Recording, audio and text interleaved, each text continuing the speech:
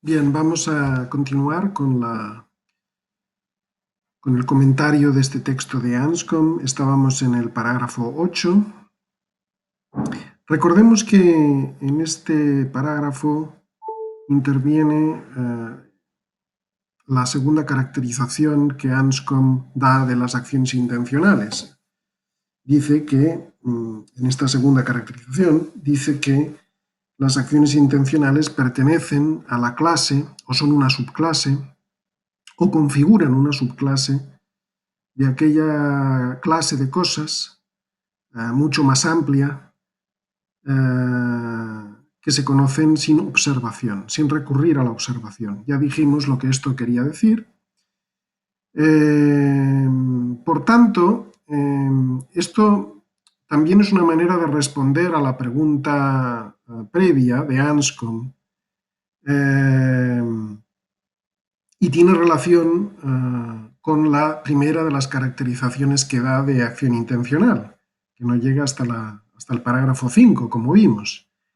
Según esa primera caracterización, decíamos, las acciones intencionales son aquellas con respecto a las cuales cabe preguntarse por qué, en el sentido de inquirir por las razones por las cuales el individuo, el agente, el sujeto de la acción, realizó tal acción. Y esto obviamente quiere decir que no hay posibilidad con la respuesta a la pregunta ¿por qué?, de anular el sentido de esa pregunta que inquiere por las razones de la acción. Porque si la respuesta del individuo, del sujeto, del agente, implica una anulación de esa pregunta, entonces eso quiere decir que la acción no fue intencional. Naturalmente, el sujeto nos puede mentir a la hora de darnos esa respuesta, pero eso es otro tema, eso es otra cuestión. Nosotros inmediatamente, si aceptamos esa respuesta y si creemos al sujeto al hacer esa declaración, al darnos esa respuesta a nuestra pregunta ¿por qué?, entonces no tendremos más remedio que aceptar, o eso significará que estamos aceptando el hecho de que la acción en cuestión por la que nosotros estamos inquiriendo no fue intencional. Recuérdese que la pregunta ¿por qué?, en el sentido de inquirir por las razones del sujeto para realizar la acción, queda anulada en algunos casos que Anscombe contempla. El primero que vimos es simplemente el tipo de respuesta que considera en primer lugar de decir algo así como perdón, no me había dado cuenta, o simplemente incluso no era mi intención, o no era consciente, etc. Este tipo de respuestas obviamente anulan el sentido de la pregunta ¿por qué?, por así decirlo, descalifican. El segundo tipo de respuestas que ella considera involucra la referencia al hecho de que la acción fue involuntaria. Automáticamente, cuando yo digo que la acción fue involuntaria, quiere decir que no fue intencional. Y eso es así porque Anscombe entiende que las acciones intencionales en general son voluntarias. Solo admite un caso, de acuerdo con el cual ella acepta que las acciones en cuestión, a pesar de ser intencionales, sean calificadas de involuntarias o de no voluntarias. Es el caso en el que la acción en cuestión se realiza de mala gana, por así decirlo.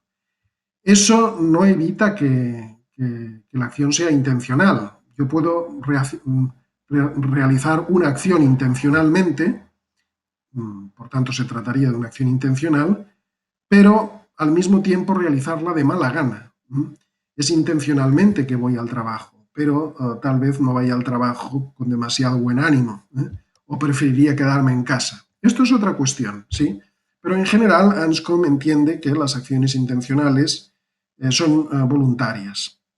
Lo que puede haber acciones voluntarias que no son intencionales.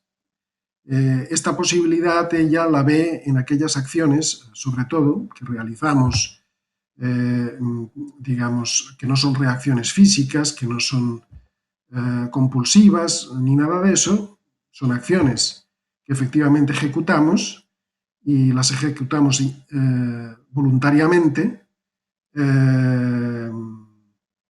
pero no hay una intención con la cual realizamos esas acciones. En ese sentido no son intencionales.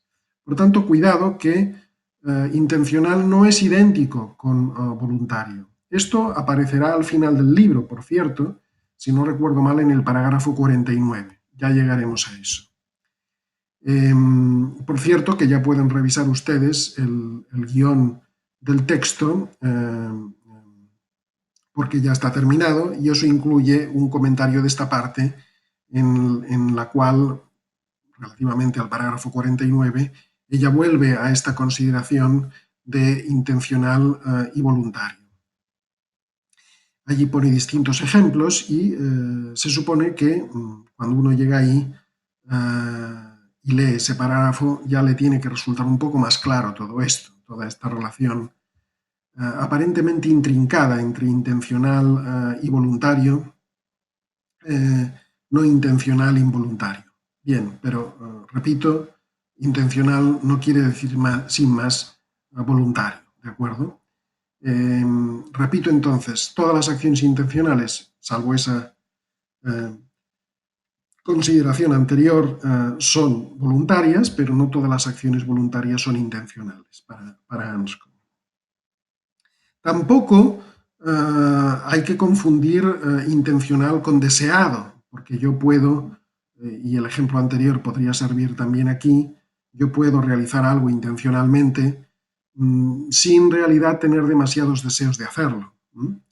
Y al revés, a la inversa, puedo tener deseos de hacer algo que en realidad al final no acabo intentando, porque considero que por razones de fuerza mayor es mejor optar por otra cosa y no vale la pena siquiera pensar en la satisfacción de ese deseo, porque es un deseo peregrino, o es un deseo impracticable o que no se puede llevar a cabo, o que sabemos que no se puede llevar a cabo al menos en el momento en que nosotros quisiéramos llevarlo a cabo. Por tanto, fíjense que aquí la casuística contemplada por Anscombe es ciertamente muy amplia.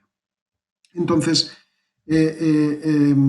nótese, por tanto, que hay como dos formas consideradas hasta este punto de anular la pregunta ¿por qué? Relativa a una acción determinada. La primera es decir, no era consciente, me acabo de dar cuenta, no era mi intención, todo esto anula obviamente la pregunta ¿por qué? Y muestra automáticamente desde ese momento que para nosotros la acción no ha sido intencional. La segunda forma de anular una pregunta ¿por qué? Es simplemente decir que la acción fue involuntaria, como por ejemplo en la situación del pisotón en un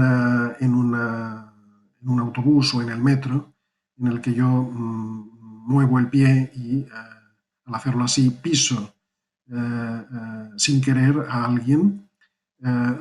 Se me pregunta ¿por qué me has pisado? Obviamente la respuesta en ese caso será algo así como no me di cuenta, lo he hecho sin querer, fue involuntario. Esta sería, por tanto, otra manera de anular la pregunta ¿por qué? En muchos casos no hará ni siquiera falta hacer esa pregunta, porque en ese tipo de contextos obviamente no interpretamos la acción como intencional, no vamos con ese pensamiento, digamos, negativo de, digamos, pensar que el otro tenía la intención, aprovechar el momento y la circunstancia para causarnos un mal que previamente había pensado realizar, digamos, hacia nosotros. Eso ciertamente ni siquiera hay contextos en los que ni siquiera se va a formular la pregunta. Pero si se formulara, la respuesta sin duda sería algo así como lo he hecho sin querer, perdón. Muchas veces no necesitamos esperar a que nos pregunten para nosotros pedir disculpas o pedir perdón a la persona a la que hemos pisado.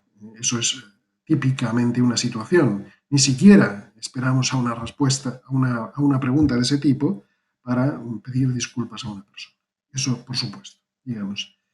Bien, entonces, estas son las cosas hasta que llegamos a este parágrafo 8, que ya comenzamos a comentar en el vídeo anterior. Ahí nos quedamos, en este parágrafo 8, más o menos hacia la mitad de este parágrafo 8. Aquí me permito volver un momento al comienzo de este parágrafo, cuando dice, es preciso dar una... No estoy leyendo ahora literalmente, pero más o menos vine a decir esto. Es preciso dar una caracterización de intencional que sea independiente de recurrir a estas expresiones como deseado, voluntario o involuntario. ¿Por qué? Bueno, básicamente porque por dos razones. Una es que al hacerlo así podemos incurrir en círculos. Entonces, estamos caracterizando la intencionalidad de un modo que no parece propiamente explicativa, ¿no? Y en segundo lugar, además, incurrimos en errores, porque realmente, y como decía hace un rato, intencional no quiere decir deseado, ni tampoco exactamente voluntario. Entonces hay que tener mucho cuidado. ¿Cuál es esa caracterización independiente? Bueno, la encuentra Anscombe en esta segunda caracterización de la acción intencional, según la cual las acciones intencionales pertenecen a aquella clase de cosas que se conoce sin observación. Entonces, cuidado, porque la clase de cosas que se conocen sin observación, decíamos en la reunión por Teams pasada y también en el vídeo anterior, es mucho más grande, es decir, incluye muchas cosas, y entre ellas, pues, la clase de las acciones intencionales. Es una subclase de esta otra clase más grande. Y esto nos da también una manera de volver a la primera caracterización, es decir, así como anular la pregunta ¿por qué? Referida a una acción puede ser o puede consistir en decir no me di cuenta, como puede ser también decir no fue voluntario, fue involuntario. Así hay otra manera de responder a esta pregunta ¿por qué? Que anula el sentido de la pregunta, anula la pregunta, la descalifica. Y es decir, acabo de observar, acabo de darme cuenta de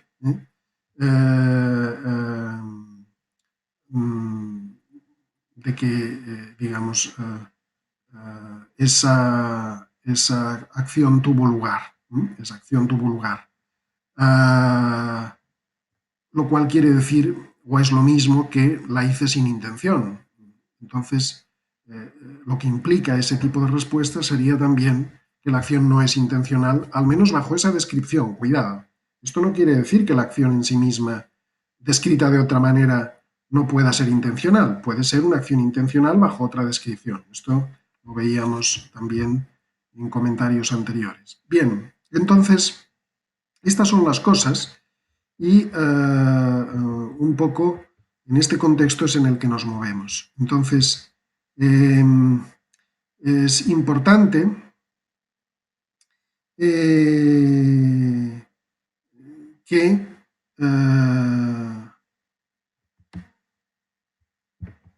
volvamos a este parágrafo más o menos donde nos habíamos quedado para seguir comentándolo.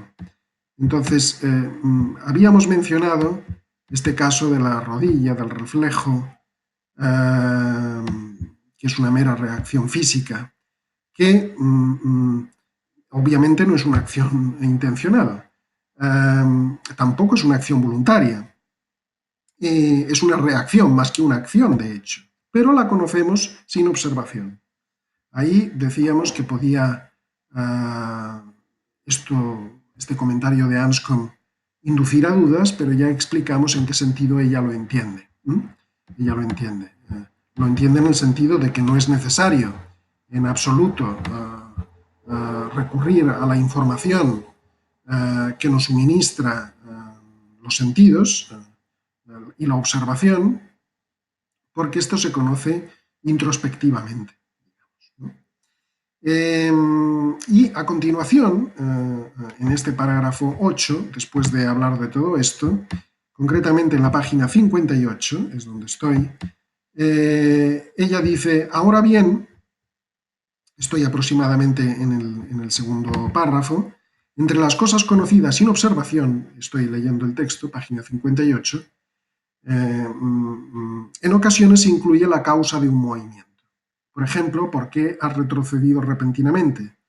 Respuesta, la sacudida y el grito que ha lanzado ese cocodrilo me hicieron saltar.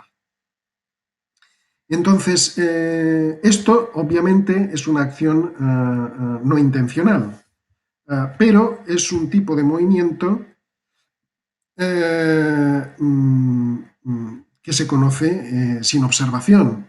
Igualmente se conoce aquí la causa de ese movimiento, la causa de esa reacción. Entonces, ojo porque aquí hay una diferencia. Una cosa es la conducta del cocodrilo.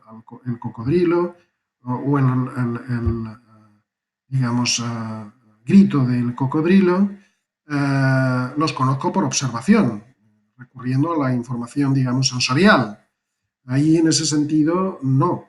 Pero sí en el sentido de que, obviamente, no me ha hecho falta observar que eso me hiciera saltar. Es decir, yo no aprendo que esto ha sido la causa de hacerme saltar, que ha sido una reacción y por tanto no propiamente una acción intencional, digamos, sin recurrir a la observación.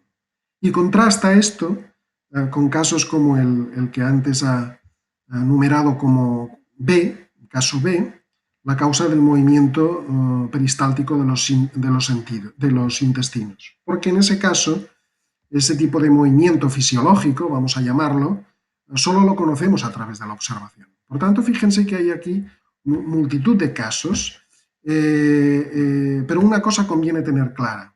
Es decir, si se trata de un movimiento del cuerpo que conocemos sin observación, eso puede ser una acción intencional o no. Puede ser algo que es meramente una reacción física, ni siquiera a lo mejor se puede considerar una acción, pero no el hecho de que se conozca sin observación quiere decir que sea intencional. Ahora bien, si estamos ante una acción intencional, entonces lo que hay que saber es que eso pertenece a la clase de cosas que se conocen sin observación, en el sentido que hemos dicho. Pero cuidado que la conversa no es cierta. En el siguiente párrafo se ve todavía más claro cómo aquí abunda la casuística, porque ella dice a continuación, esta clase de acciones involuntarias es la clase de movimientos del cuerpo en una descripción puramente física que se saben sin observación, efectivamente, y para las cuales no existe una causa conocida sin observación. A veces aquí hay que hacer una distinción, es decir, una cosa es que esto puede parecer complicado, pero realmente no lo es. A veces puede ocurrir que el movimiento mismo que se esté dando, el hecho de que se esté dando, se conoce sin observación, pero otra cosa es conocer su causa, y eso puede conocerse necesariamente recurriendo a la observación. No es el caso del cocodrilo, porque ahí dice que esto no pertenecería a esa subclase de acciones involuntarias, ¿no? Para las que conocer las cuales no necesitamos la observación, pero sí para conocer su causa, porque aquí incluso la causa la conocemos sin recurrir a la observación. Es lo que llama una causa mental después. Esto seguirá hablando de esto en el parágrafo 10. Nótese, por tanto, que aquí la casuística es muy diversa, pero lo importante es quedarse con lo anterior, a saber con que el hecho de que según esta caracterización, esta segunda caracterización que, digamos, que comenta en el parágrafo 8, es, como hemos dicho, el hecho de que la clase de acciones intencionales son una subclase de la clase de cosas que conocemos sin recurrir a la observación. Bien, en un principio, esto ya lo dice en el parágrafo 9, en el siguiente, al considerar las expresiones de intención, ha señalado que se trataban de predicciones justificadas, en todo caso, por razones para actuar, como opuestas a las razones para creer en su veracidad. Esto es muy importante porque, si se acuerdan ustedes, esto tiene que ver con el principio del texto cuando habla, o contrasta, mejor dicho, esto muy al principio del texto, muy al principio del libro, cuando contrasta las declaraciones sobre acciones intencionales o sobre las intenciones de uno con lo que podríamos llamar predicciones o, digamos, opiniones acerca de lo que puede, con mayor o menor probabilidad, pasar en el futuro. Para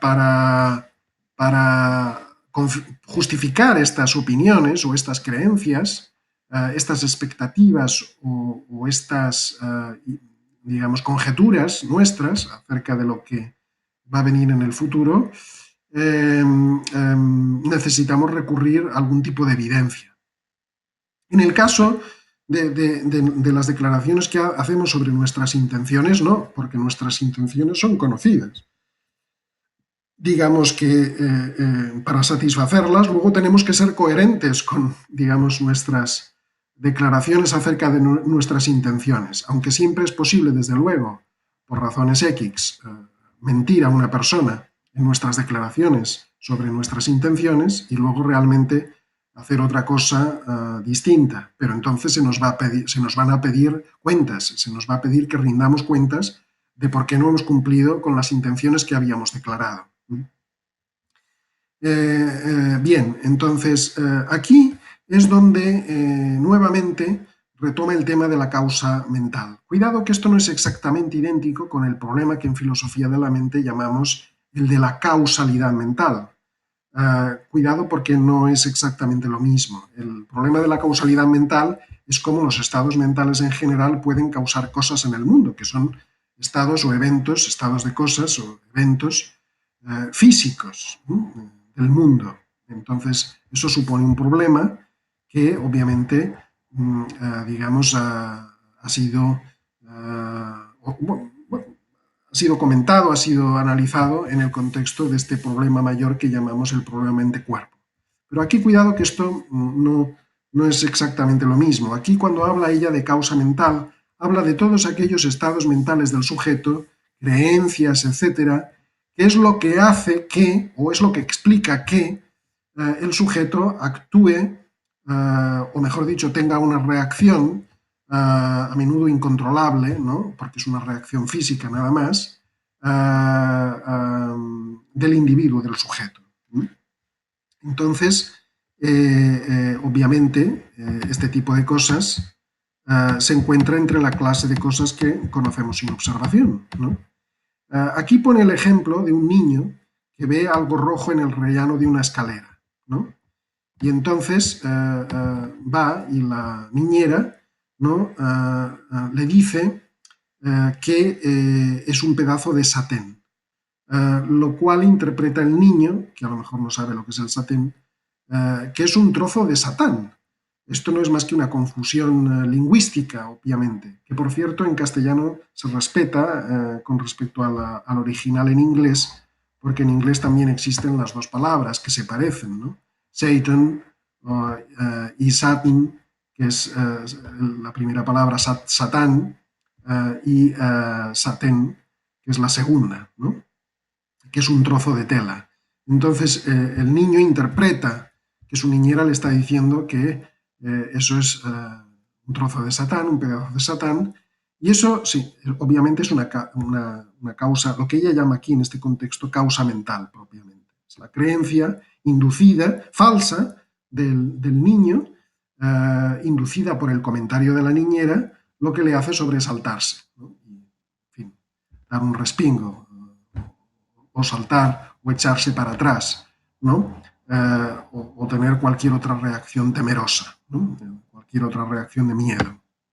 Aquí también hace una diferencia entre, por un lado, el objeto del temor y, digamos, la causa del temor. Son dos cosas distintas que a veces pueden coincidir. Por ejemplo, aquí da un ejemplo en el que objeto del temor y causa del temor coinciden, del temor o del miedo. Por ejemplo, un rostro repugnante que aparece en una ventana, que aparece de repente, podría ser tanto el objeto como la causa del temor. Pero en el primer caso, en principio están separadas o se pueden separar. Una cosa es el objeto del temor, el pedazo de satén, y otro la causa del temor, el comentario de una niñera que el niño interpreta incorrectamente. Nótese que en ninguno de estos casos se puede hablar de acción intencional.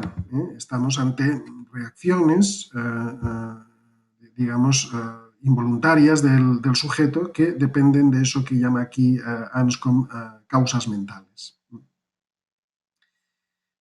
Podría pensarse, continúa diciendo en el parágrafo 11 ya, podría pensarse que cuando se responde a la pregunta ¿por qué?, presentando la intención con que actúa una persona, por ejemplo, con la mención de un hecho futuro, también se trata de una causa mental, pues ¿no podría acaso replantearse la respuesta según la forma ¿por qué quería o debido al deseo de, o por qué quería, no porque quería tal cosa, o debido al deseo, a mi deseo de que, bla, bla, bla? Si me asaltan deseos de comer manzanas y me levanto y voy a la cena, por ejemplo, donde creo que hay algunas manzanas, podría responder a la pregunta de qué me condujo a esta acción mencionando que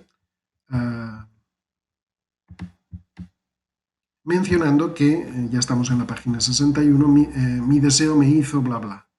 Pero en todos estos casos, naturalmente,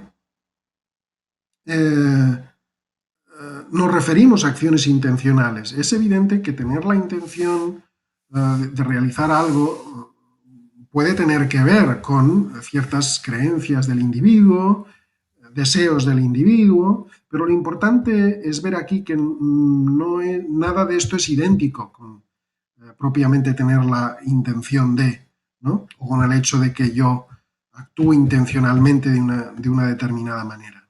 Obviamente están inextricablemente relacionados, pero es importante esta consideración porque Anscombe insiste todo el tiempo en no agotar, no reducir su análisis, el análisis que ella ofrece de acción intencional, propiamente nada más que estados psicológicos del individuo. Es muy importante, porque una cosa es que el estado psicológico, mental del individuo, de que tiene la intención, ¿no?, de realizar algo, y otra cosa es el propio análisis de lo que eso implica y eso quiere decir, que es lo que a ella le interesa. Y entonces lo que le interesa es caracterizar las acciones intencionales como un tipo de acción, como un tipo de evento, y lo que le interesa a ella es explicar qué es lo que hace que esa acción sea intencional. ¿Y qué queremos decir nosotros cuando decimos que una acción determinada es intencional? O fue intencional, en el caso de que sea una acción pasada, ¿no? ¿Y qué queremos decir cuando expresamos que tenemos la intención de realizar una acción en el futuro? Eso es lo que le interesa a ella, propiamente. Nada de esto se puede reducir simplemente a consideraciones puramente psicológicas, en el sentido de simplemente apelar a los estados mentales del individuo. Por eso también le interesa contrastar, digamos, el tipo de cosas que a ella le interesa, que son las acciones intencionales, y nuestras declaraciones acerca de esas acciones intencionales, y lo que aquí llama causas mentales, por así decirlo, para el movimiento, considerado como reacción física o como, digamos, incluso un tipo de acción o reacción. Bien, entonces, de ahí un poco que insista en esto.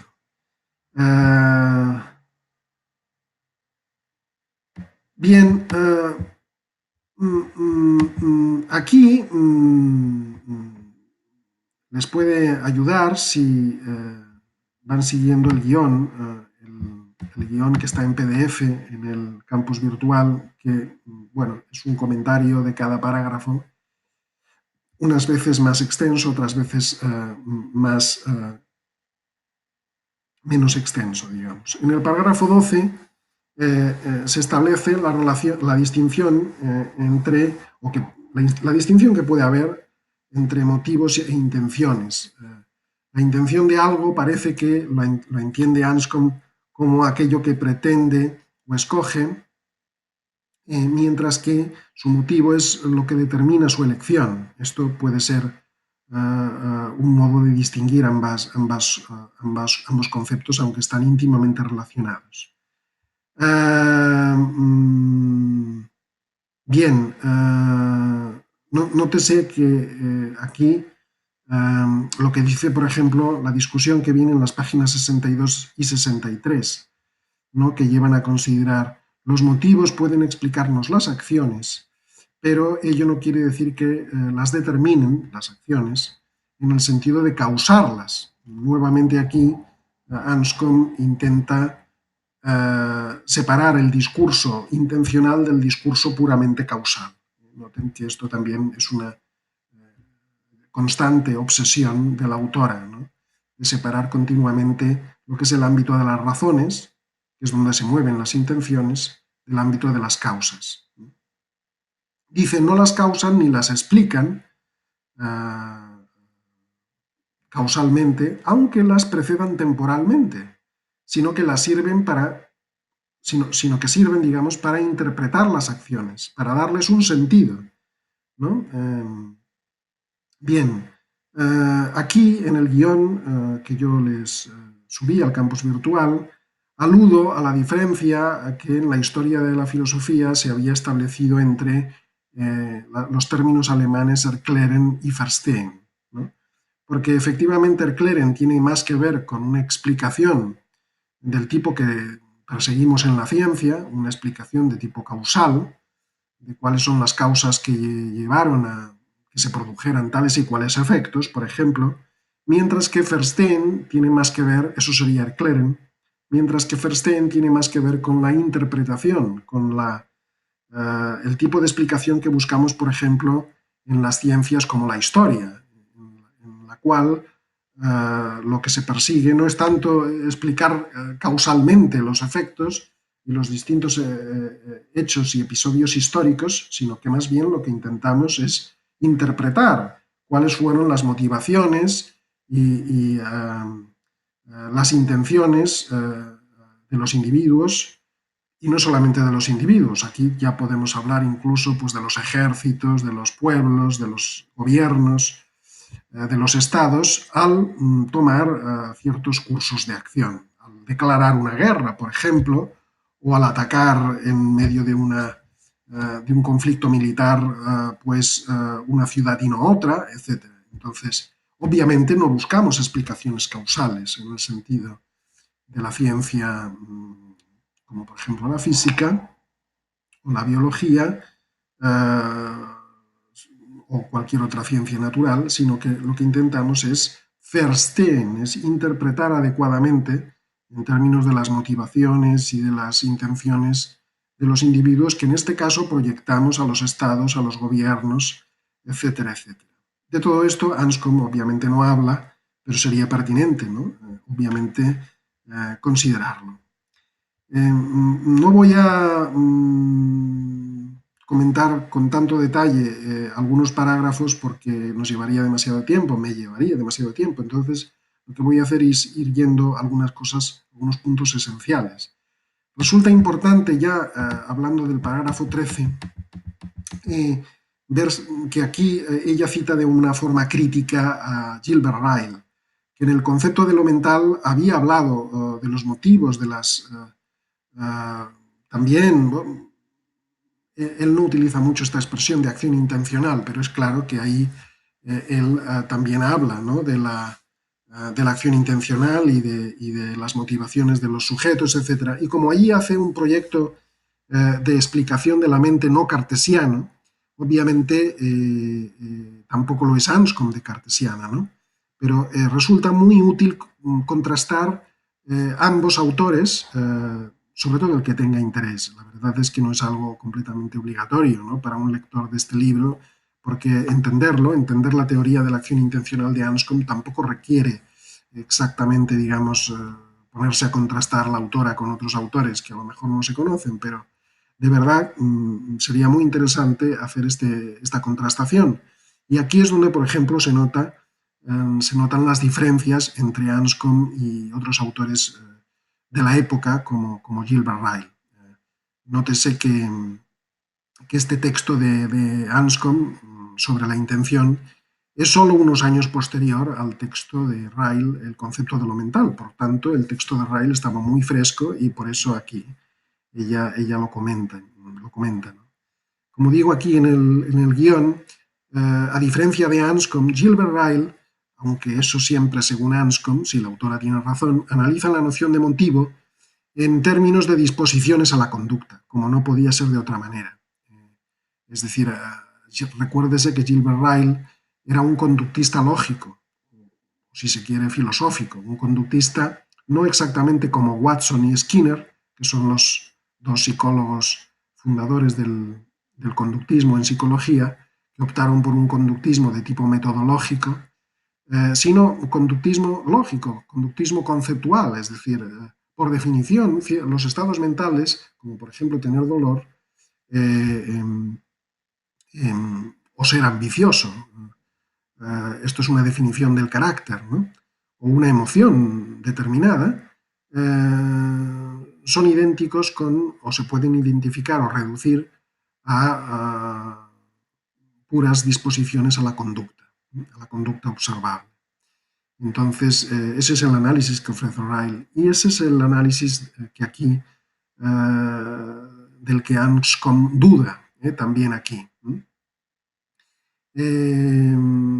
Por ejemplo, presumir por vanidad se transforma para Ryle en presumir más satisfacer una suerte de regularidad del tipo siempre que se encuentra en una situación en la que puede alardear para granjearse la admiración de los que lo rodean, hace todo lo que considera que puede despertar esa admiración. Sería como una especie de regla que explica el carácter disposicional, ¿no? de esa disposición a la conducta, que es como la entendería Ryle, ¿no? Esa condición o descripción, digamos, del carácter del sujeto. Esto a Anscombe no le parece correcto porque puede muy bien ocurrir que se presuma por vanidad en un caso sin que en general sea cierto que se comporta siempre o frecuentemente de ese modo. Es un poco la sospecha que siempre ha rondado el conductismo. Es decir, aquí la crítica de Anscombe también va por esa vía. Bien, después ya podemos, si se quiere, dejar esta cuestión de la crítica a Anscombe para irnos al siguiente parágrafo, el 13, donde sigue con este discurso de las motivaciones. Bueno, esto no es que sea muy esencial, pero se puede, es interesante, resulta interesante, digamos, que lo lean con atención porque también nos lleva a otros asuntos. Esta discusión sigue en el parágrafo 14. Bien, realmente no sé si comentar ahora esto o, dado que para este vídeo faltan muy pocos minutos, irme un poquito más adelante.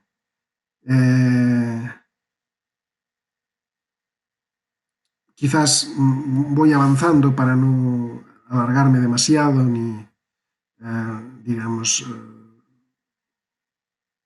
por así decir, evitar que lleguemos a la parte esencial, que todavía debe venir.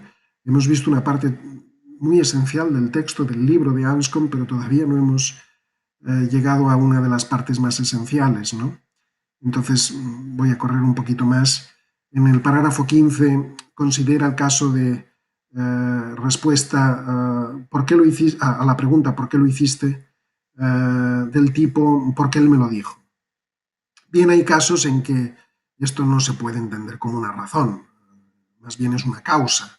O a veces sí, es decir, aquí otra vez la casuística de Anscombe, es decir, depende de la circunstancia, se podrá entender como una causa o como una verdadera razón, ¿no?